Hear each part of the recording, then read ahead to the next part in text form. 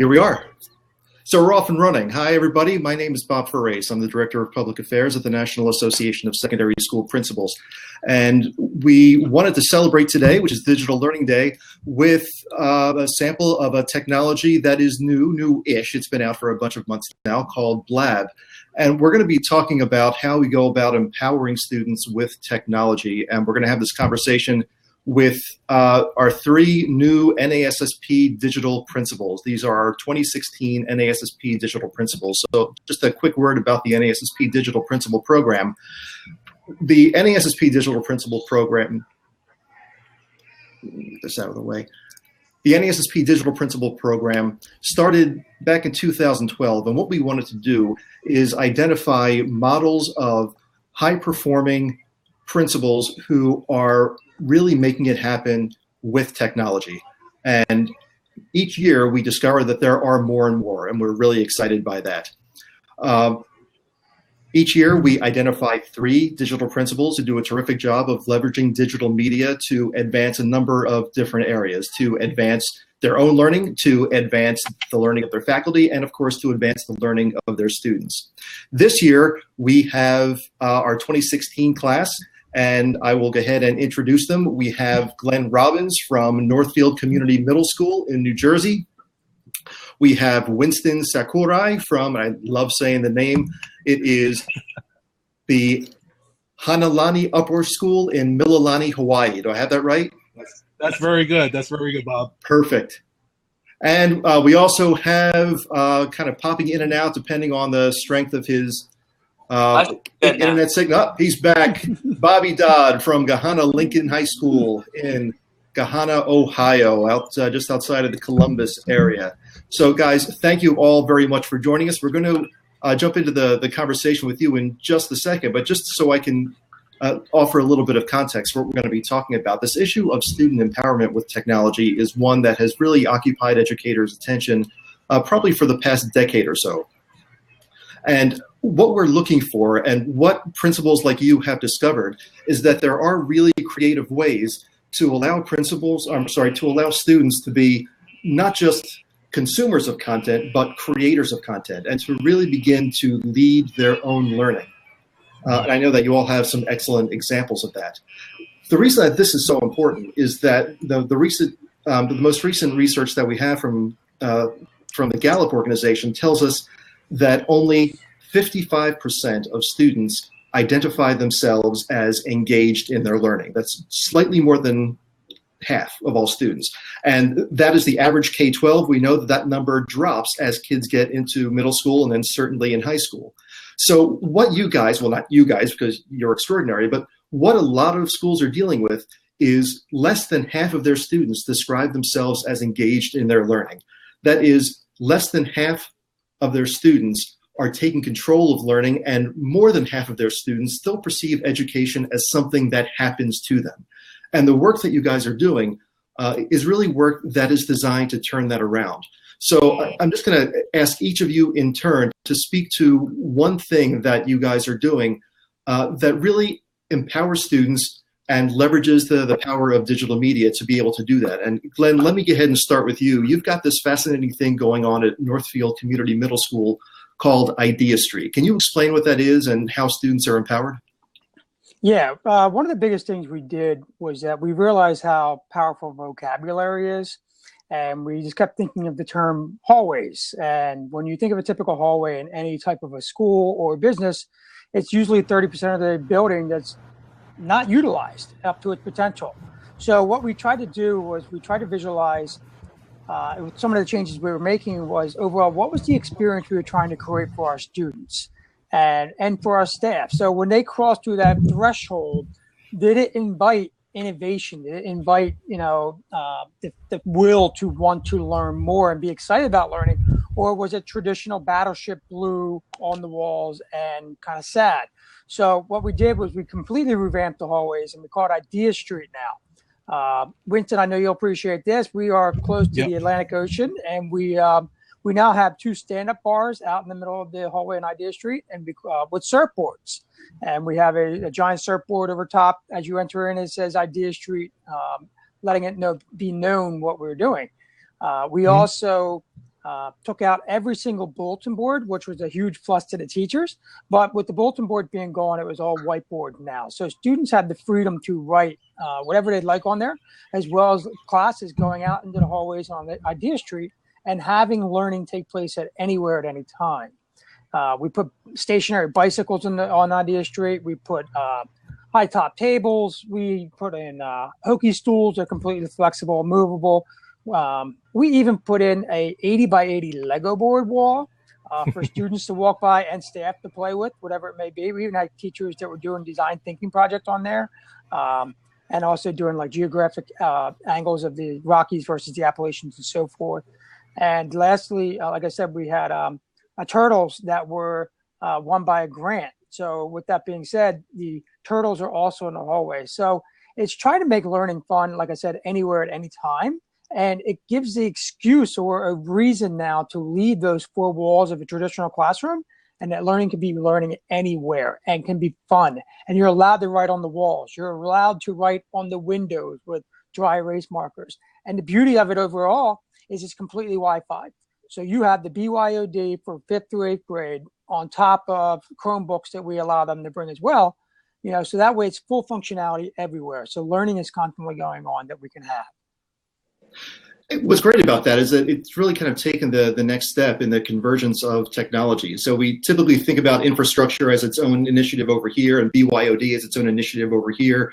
And then simple innovations, which at the outset are low tech. We're talking about whiteboards and Lego boards and things like that, but pulling them all together, you're able to do something that is much more powerful than any one of those things individually. Mm-hmm. While we're waiting for Winston to jump back on, Bobby, why don't you talk about what it is that you're doing with blended learning at Gahanna Lincoln High School? Yeah, I'll tell you what we're doing is it's a little similar to Idea Street, but we have two separate buildings here at Lincoln. So we have Clark Hall, which is more focused on project-based learning and blended learning, and then we have our main campus building. So we have to have students access both buildings. And it's mostly upperclassmen that go to Clark Hall, but we do have some sophomores going in there right now. So our philosophy, what we try to do, what we try to get to the staff and the kids, we try to take blended out of blended learning. And what we want to do is just make it regular learning, everyday learning and comprehension for our students. So some of the things we try to do is make sure teachers incorporate tools and resources into the learning and not let the tools and resources dictate the learning and their instruction. So if you look at our blended learning model, it's more of a flex model. So we have a digital academy where students go, sometimes credit recovery, most of the time that's what it is, or at-risk students where they can go and get two types of learning, face-to-face learning from staff members in the lab with them, but then also they can go at their own pace and they can excel at their pace, whatever they need to be, whatever that is. We have kind of a flexible schedule for those students. We also have an online lab model. So we're in the beginning stages of that where students can take classes online from other places around the world. We have an American Sign Language class doing that right now. So students go into one of our labs that we have here at school, and they're taking classes through another instructor here in Central Ohio that's not on our campus at the time. So I was talking about Clark Hall earlier. It's nice. It's a project-based learning environment. If anyone knows anything about Clark Hall, it's very open, a lot of collaboration spaces, a lot of spaces they called Spark spaces, a lot like Idea Street, a lot of whiteboards in there, a lot of clipboards that are whiteboards that students can use and be mobile. It's a one-to-one environment there. So our main building's a BYOD with a lot of Chromebook carts, a lot of iPad carts. But over at Clark Hall, it's all one-to-one with laptops. So every teacher and every student has access to technology. So since it's a project-based learning environment, we see a mix there, blended learning and PBL, which is really good. So you'll see a lot of times where classes start in the classroom, maybe the first 10 minutes. You have instruction from the teacher, and then students go and collaborate and work either individually or in a team. And then they utilize the entire hall. So it's just not like they're utilizing the classroom. They can go out in the collab spaces.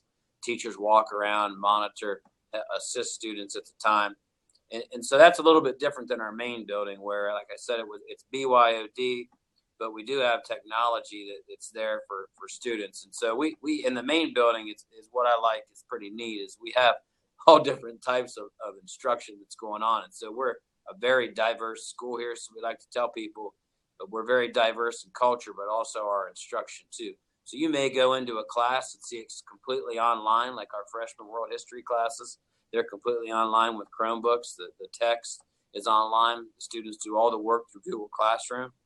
Or you may go into a traditional classroom where they may be using Google Classroom, but there's still a lot of direct instruction involved. So I think that's a great part about Lincoln, is that we utilize many different things, and I pride ourselves on preparing our kids for the next level, whatever they're going to go. If they're going to go college, they're going to get a job. We feel our students have many opportunities to get a chance to learn different ways here at Lincoln, and that's exciting for us. So let me ask a follow-up question now for the both of you. And again, I'm hoping Winston's going to be able to join us back. He's all the way in Hawaii, so it's really far. I don't know if the Wi-Fi is reaching. One of the big things that we talk about at NASSP quite a bit is the importance of establishing a school culture that is conducive to the kinds of things that you guys do. And I know that your situations are a little bit different. Bobby, I know that you were in kind of a fortunate situation where you were able to inherit some of the stuff from another NASSP digital principal who preceded you, Dwight Carter at Gahanna Lincoln. But there are other things that you've been doing, really a lot of cool things in the past year and a half that you've been there to build on that foundation and to keep it moving. What does a principal do to both shift and then maintain a culture that really values digital learning and student empowerment? Well, I can tell you what I do is I try to have you'll hear a lot of buzzwords like growth mindset out there a lot of times, but I try to have that type of philosophy where we're always trying different things that's going to help benefit students. So one of the things, another thing is that I model a lot too. So I want to make sure that I'm modeling the use of technology and how people can learn from it. So like you talked about our fabrication lab that we have here at the high school, that's something where I brought an instructor in. I knew he knew what he was doing because he had one of these labs before in another school.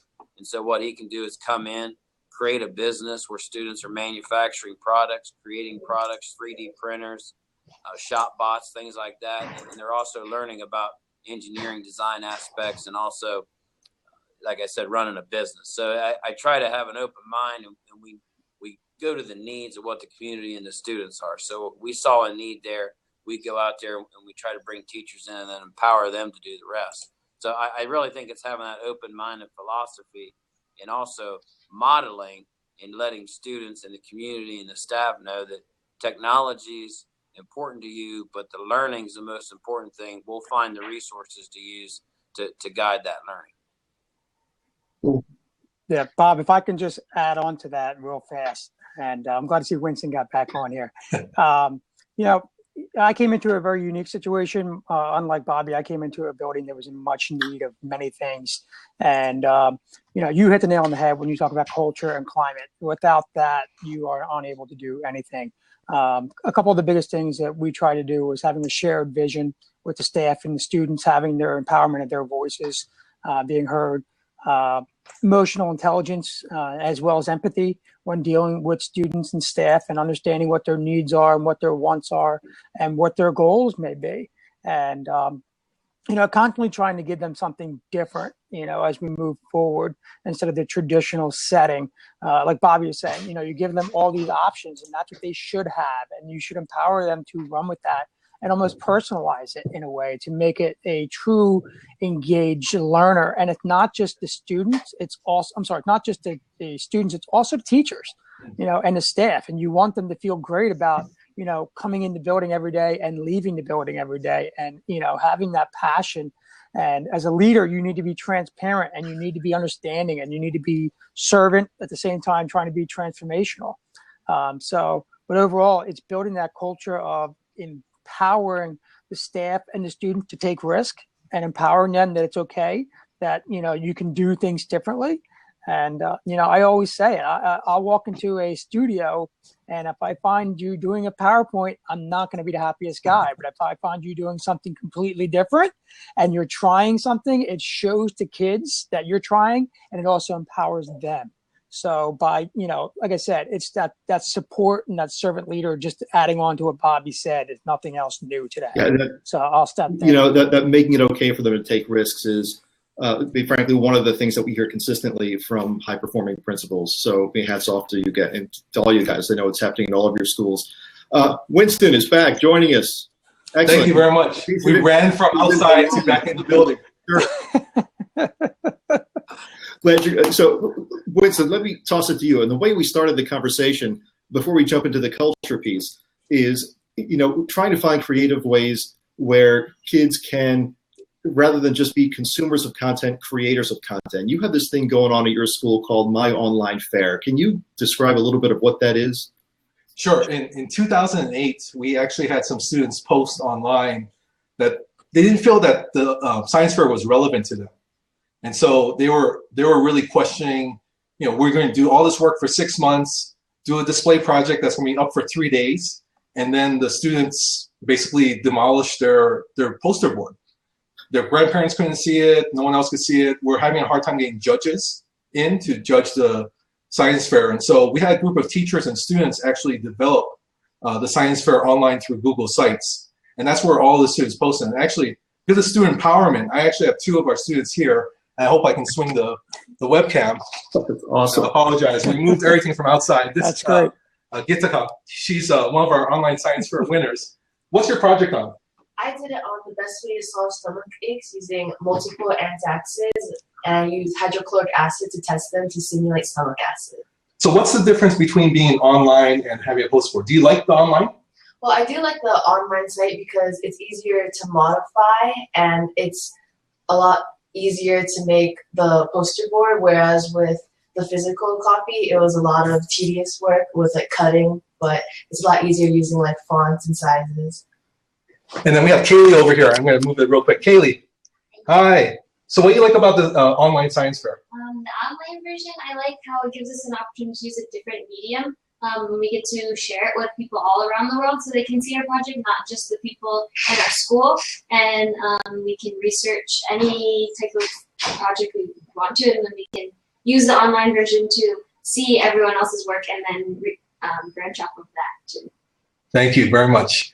And I like the fact that we're able to get 2 female students here because science is so important to our nation, really. And so having females involved girls involved in science is so important to us as a school as well.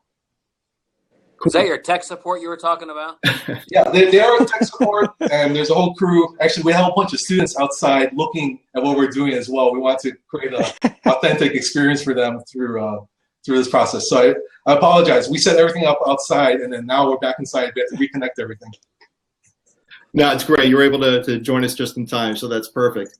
And you're kind of modeling this as we speak, Winston. It was an authentic experience. It was something that the kids were able just to jump in and do, even being able to talk about what it is they did. I suspect that's what they were talking about.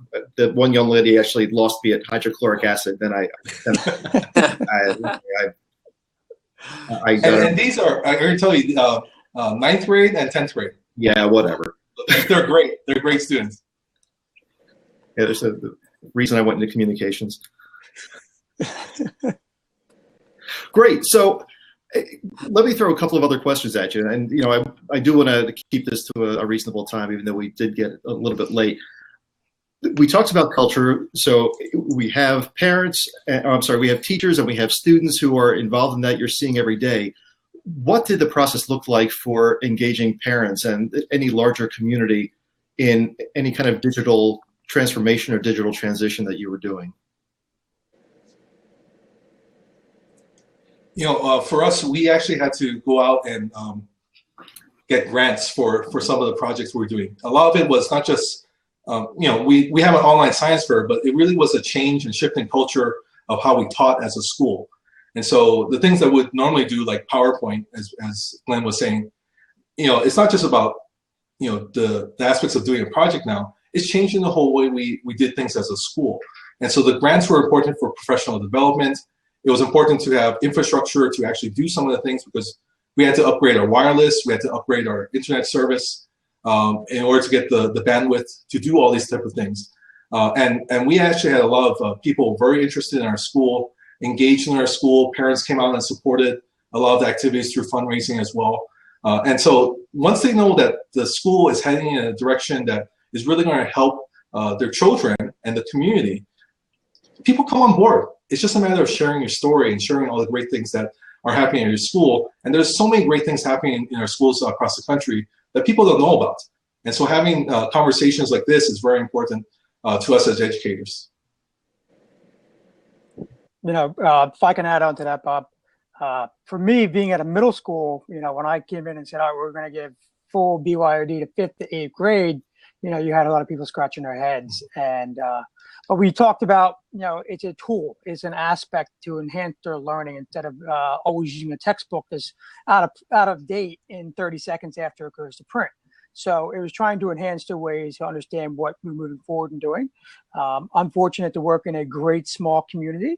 And one of the things we did was we put in charging stations throughout the entire building, and we put it in right before back to school night.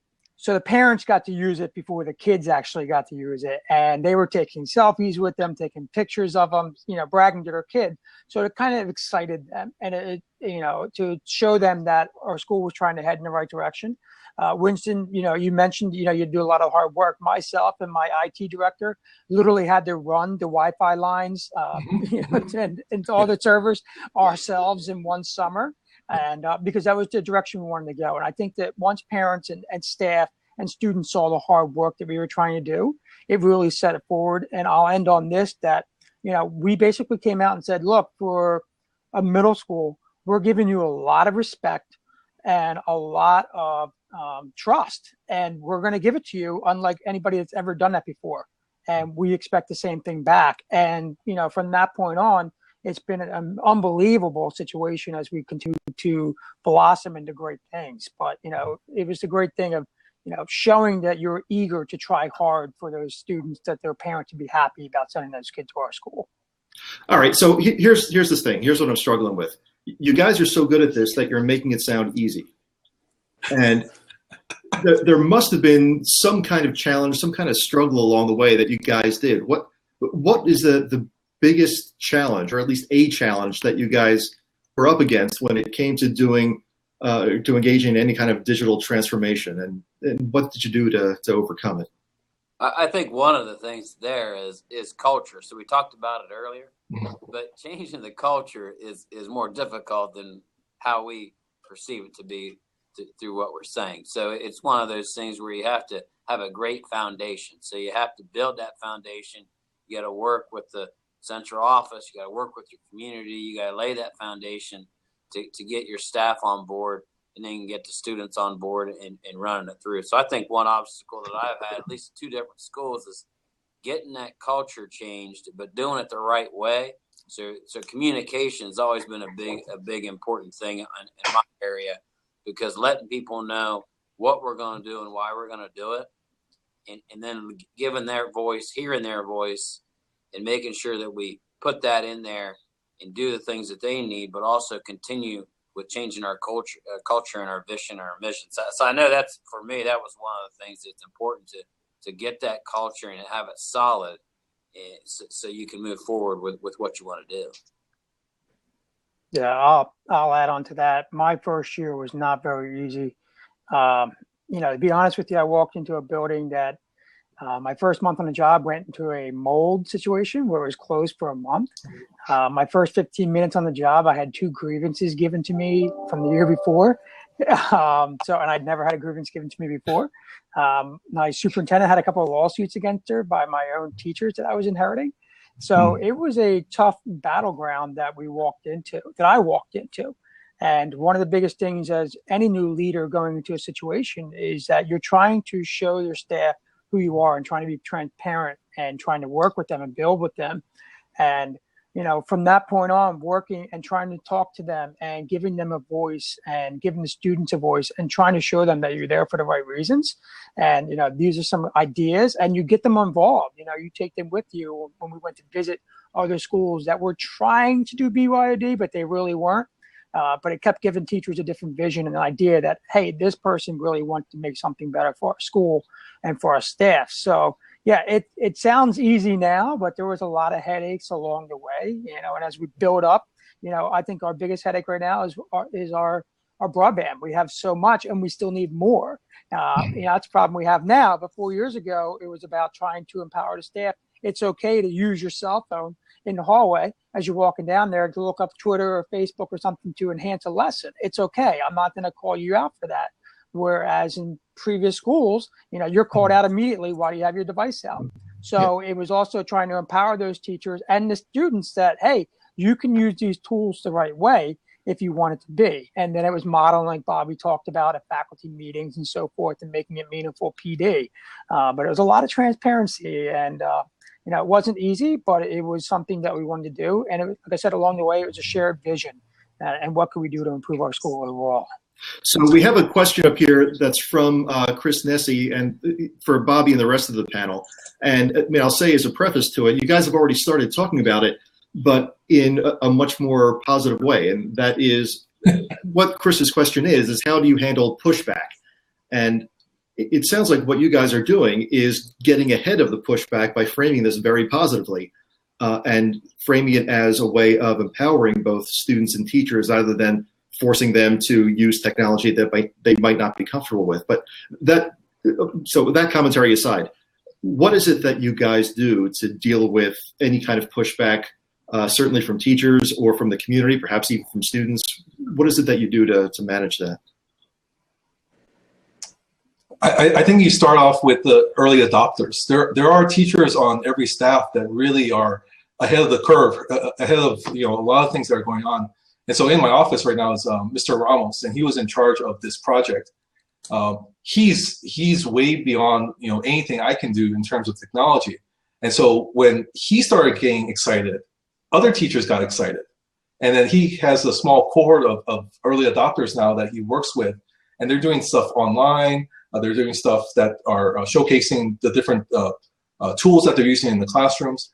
They're the ones who actually did the initiative. So I didn't really have to push as much because they were the ones saying, let's try this, let's try this. And my job was kind of to stay out of their way, give them opportunities to make mistakes. So sometimes things don't work the way we wanted to, but it's okay. We just learn from those things, those setbacks, and we move forward as a group. And I was very fortunate to have some great teachers who were willing to take those steps. And there's going to be pushback all the time because it's change. Change is difficult. Change is difficult for me. And so you just work with that, and time heals that. We've been doing the Schools of the Future initiative with our online fair since 2008. So we're 8 years into it.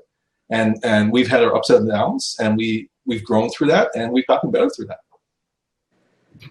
Cool.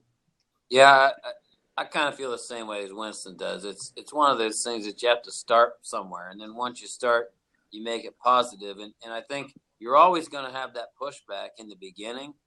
So when I talk with teachers, it's kind of one of those things that you want to be the best teacher that you can be. And so when you meet with them, maybe if they're not for using technology, you explain to them how they can use it, how it can help them and their students learn more. Eventually, as you keep going, everyone else is going to do it if you can build that culture, which I talked about earlier. So if it's embedded in that culture, no teacher wants to be the person that the students say they're not using technology or they don't use these resources. Nobody wants to do that. You could ask your whole staff that. No one wants to do that. So it's just a matter of time. As long as you have it embedded in the culture, you guys are doing the right things with it. I think it will eventually come. But Winston made a good point. You're always going to have some type of a kickback from people. Yeah, and if I could just follow up with that, I tell my staff all the time, if you have a problem, then you need to come to me with two solutions. You can't just complain to complain. I kind of model that after John Gordon. And, that also gives them a voice. And, one of the things we try to really hit home with the design thinking is yes and how might we and what if, but it's also really pushing home to no CYBOs in our building, which is a chief yeah but officer. Because you usually have those types of situations with people in your buildings, and you, like you guys said, you empower your passionate teachers. Like Winston said, he has one in his room right now. I have quite a few that I could name, and empower them, let them run, and let them try new amazing things. And that's the beauty of it, because who will be the ultimate person that pushes back will be the students, and the students will go into those rooms and say, well, this is what's going on over here. Why aren't you trying that yet? and it starts to awaken the other people, especially if you have the same administrative people such as ourselves that are willing to help out somebody along the way. Like Winston, you guys all said it. I have staff members that are 10 times better than me when it comes to technology, but at the same time, I realize that, and I try to have them work with other people as well. So it's about a collaborative effort and working together as a team. Guys, we are pretty much at time, and I want to respect your time. And for everybody who is out there listening, if you're as impressed with these 2016 NASSP digital principles as I am, you're going to want to hear more from them. So here comes the shameless plug. You're going to want to come to NASSP Ignite 16. We are holding that at the end of this month, February 25 through 27 in Kissimmee, Florida, just north of Orlando. Come on out and join us. You can meet these 3 digital principles and a whole bunch of your peers that are super smart as well. You're going to learn lots of stuff. I'm going to be moderating a session very similar to this with these 3 gentlemen as well as the technology showcase or the technology leaders viewpoint session during the conference. These 3 gentlemen are also going to be doing program in the technology showcase and in the innovation lab. So lots of opportunities to learn more from these 3 guys and from a whole bunch of other peers all across the country. Hope you can join us out there. Bobby, Glenn, Winston, thank you very much for taking some time out of your day to join us. I'll be seeing you guys really soon. Thanks, Bob. Thank you. Mahalo, Bob.